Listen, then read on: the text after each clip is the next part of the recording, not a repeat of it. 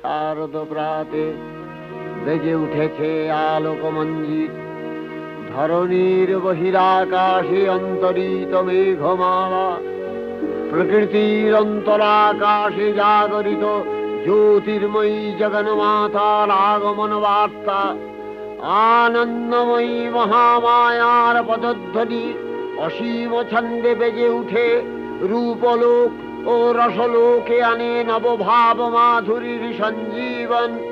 তাই আনন্দিতা শ্যামলী মাতৃকার চিন্ময়ীকে মৃন্ময়ীতে আবাহন।